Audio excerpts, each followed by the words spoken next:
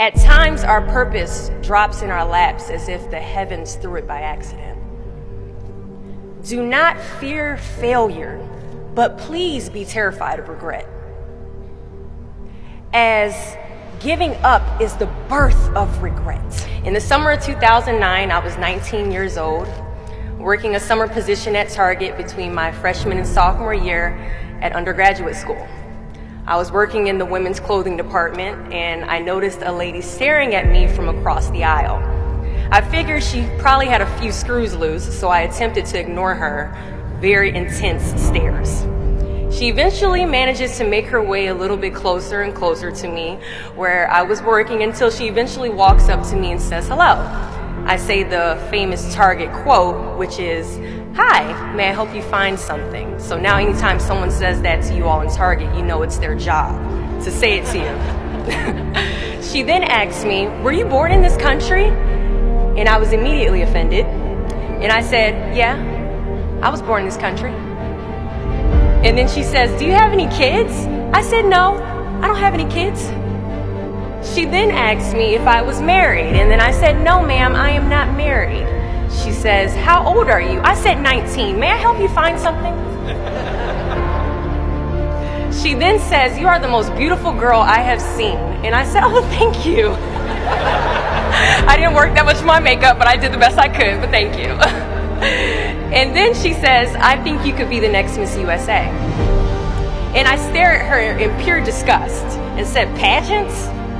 You're telling me pageants like Sandra Bullock, Miss Congeniality. Pageants? You think I should compete in pageants? I'm in the Army, okay? We don't do pageants in the Army." She then asked me to meet her at Starbucks the very next day before my next shift at Target. And she just wanted to do a little bit of explaining when it comes to what pageants is. And apparently I was a pretty open-minded 19-year-old because I actually agreed to meet her the very next day. The next day she brought this foot-tall stack of pageant books and proceeds to convince me to enter into a state pageant 3 months later. For those who do not know, when it comes to Miss USA, you have to win your state first, okay? So 3 months later, I compete in my first pageant, and I lose. I go back the second year, compete in the state pageant. I lose. Go back the third year, compete in the state pageant, and lose. Go back the fourth year, compete in the same pageant, and lose. I go back the fifth year, y'all, compete in the state pageant and lose. But guess what? I go back the sixth year. Guess what happens? I lose.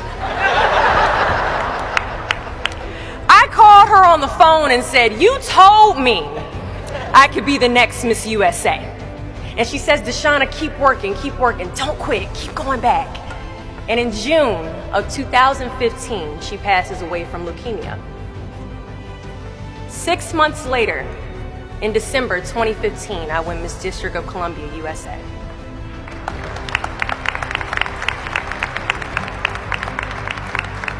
And 6 months after that, in June of 2016, I become the first soldier to win Miss USA.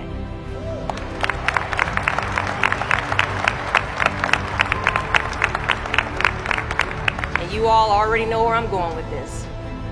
At times, our purpose drops in our laps as if the heavens threw it by accident.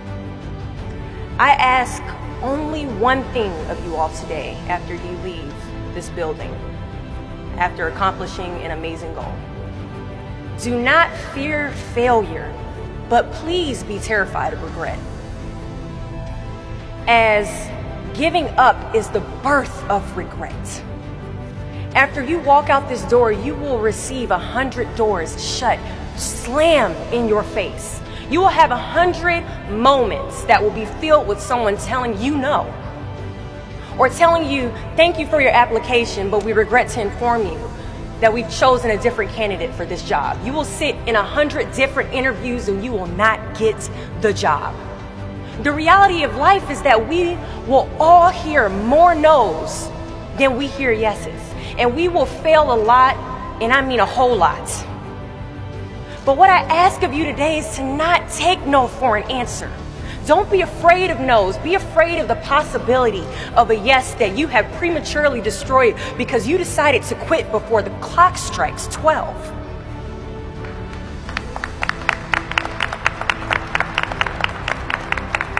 You can ask anyone, friend, family, anybody. I love a good no.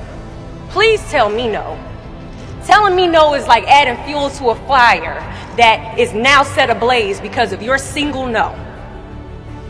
I love additional reasons to work harder. Please give me a reason.